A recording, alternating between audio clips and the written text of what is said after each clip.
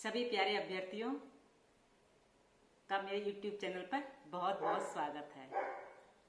जैसा कि आप सबको मालूम है और मैंने भी वीडियो के द्वारा सूचना दी थी कि 8 मई 2024 को शिक्षा सेवा चयन आयोग की अध्यक्ष की अध्यक्षता में एक बैठक होगी। इस बैठक में बहुत सारे निर्णय लिए जाएंगे और उस निर्णय में एक महत्वपूर्ण निर्णय ये भी होगा कि शिक्षा सेवा आयोग लोक सेवा आयोग की तर्ज पर काम करेगा। ये बहुत महत्वपूर्ण बात है आप सभी के लिए।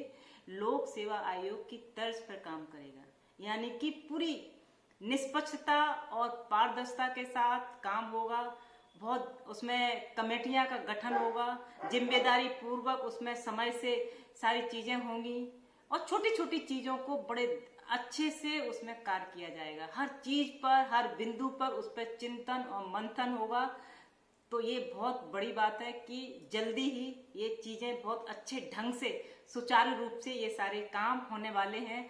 शिक्षा सेवा चयन आयोग इस अब आगे लोक सेवा आयोग तर्ज पर काम करेगा, जिसके लिए कमेटियां गठित हो चुकी हैं और उनकी 15 दिन के लिए जवाबदेही भी तय होगी, रिपोर्ट मांगी जाएगी 15 दिन के अंदर। उसके बाद काम बहुत अच्छे से होगा और बहुत सारे निर्णय लिए गए हैं जिस पे हम आगे चर्चा करेंगे। कि 8 मई को अध्यक्ष की अध्यक्षता में एक बैठक ली गई। बैठक में भर्ती के नियम, शर्तें और भर्ती के मापदंड जैसे तमाम बिंदुओं पर विस्तार से चर्चा हुई। बैठक में अध्यक्ष और सभी जितने लोग उपस्थित थे सभी ने भर्ती की जो निष्पक्षता और पारदर्शिता पर भी जोर दिया। ये बेहद अच्छी बात लगी मुझे कि जो भी प्रक्रिया होगी, जिसकी भी, चाहे टीजीटी, पीजीटी, असिस्टेंट प्रोफेसर, जो भी भर्तियां होंगी उसमें पूरी निष्पक्षता और पारदर्शिता के साथ काम होगा। ये बेहद जरूरी होता है। ये निर्णय लेना, किसी भी कमेटी या बैठक हो तो ये निर्णय लिया गया कि जो भी भर्तियां होंगी पूरी निष्पक्षता के साथ होंगी और उसके क्या मापदंड होंगे, क्या शर्तें होंगी, क्या नियम होंगे, इन सारे बिंदुओं पर, तमाम बिंदुओं पर चर्चा हुई। आपको मालूम है अशासकीय महाविद्यालय में असिस्टेंट प्रोफेसर के 1000 के आसपास पदों पर भर्तियां होनी है और टीजीटी पीजीटी के 4163 के आसपास भर्तियां होनी है। इस पर भी विचार किया गया। इस पर भी बहुत सारी चीजों पर चिंतन मनन किया गया। बैठक ही इसीलिए हुई थी कि इन सारे मुद्दों पर हम चर्चा करें। और समितियां बनाई गई, 9 समितियां बनाई गई। उन समितियों को अलग अलग जिम्मेदारी दी गई कि किस तरह से कार्य करना है। बहुत सारी चीजें उन समितियों में डिस्कस किया गया। मैं बताना चाहूंगी 9 समितियों का गठन किया गया। ये समितियां आयोग कैसे काम करेगा इस पर चर्चा हुई और भर्तियों को लेकर बहुत सारे निर्णय लिए गए। ठीक है, पैनल की नियुक्ति कैसे होगी, दस्तावेज हस्तांतरण, प्रश्न पत्र कैसे तैयार होंगे, विशेषज्ञों का क्या उसमें पैनल कैसे बनेगा, आदि तमाम बिंदुओं पर चर्चा की गई इस बैठक में, जो बेहद जरूरी थी आगे वो भर्तियां निकालने के लिए। क्योंकि जब तक जिम्मेदारी बटेंगी नहीं, लोग काम नहीं करेंगे, तब तक कोई भी भर्ती आगे नहीं शुरू हो सकती है। तो ये बहुत सारी 9 समितियां बनाई गई हैं और 9 समितियों को 15 दिन के अंदर रिपोर्ट करना होगा। यानी कि बहुत जल्दी से ये सारी प्रक्रिया शुरू होंगी और जब तक चुनाव संपन्न हो रहा है तब तक इन सब चीजों पर कार्य किया जा चुका होगा। ये मैंने पहले वीडियो में भी कहा कि जल्दी से समितियां बनकर और भर्तियों का काम बहुत जल्दी शुरू होगा। और जो इतना जो भर्तियां बनाना, पैनल पूरा तैयार करना, समितियों का गठन करना, 15 दिन की रिपोर्ट मांगना, ये जो लोकसभा चुनाव हो रहा है उसके भीतर तब तक ये सारी चीजें, इंटरनल चीजें हो जाएंगी।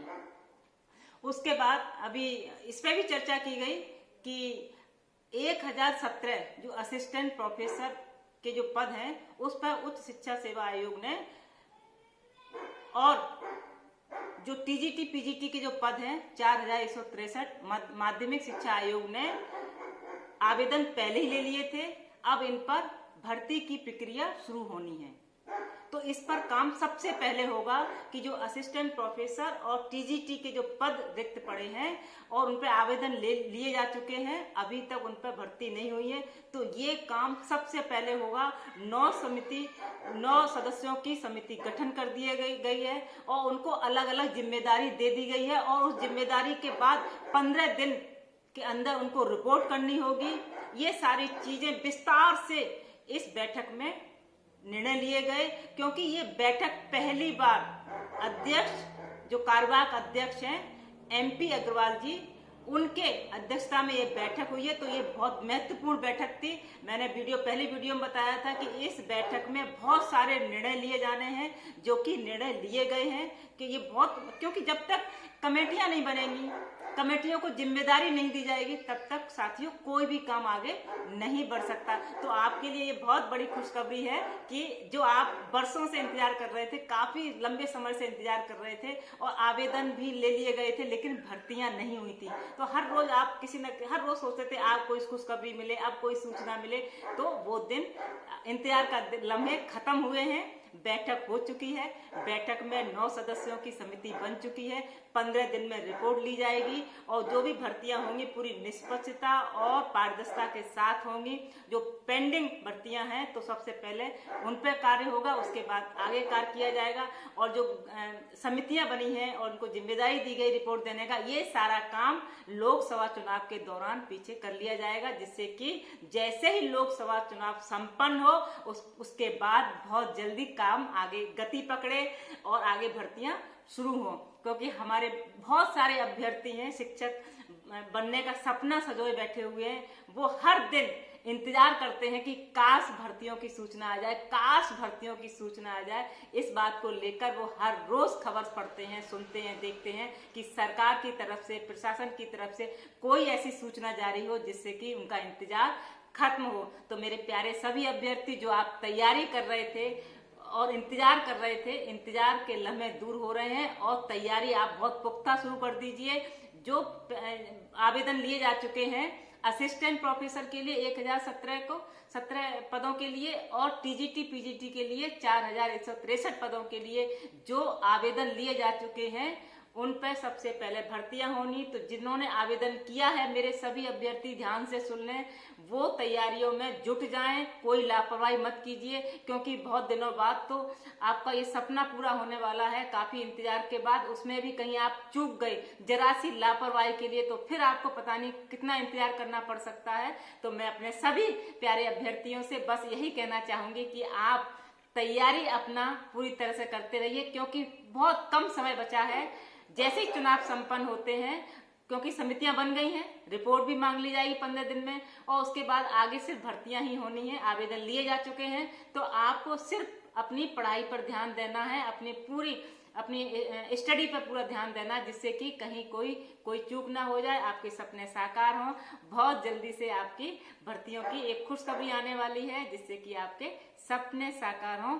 और मैं बहुत सारी बधाइयां देना चाहूंगी कि आपकी जो इंतजार के लम्हे खत्म हो रहे हैं धीरे धीरे। इसी के साथ ढेर सारी शुभकामनाएं, बधाइयां। जय हिंद, जय भारत।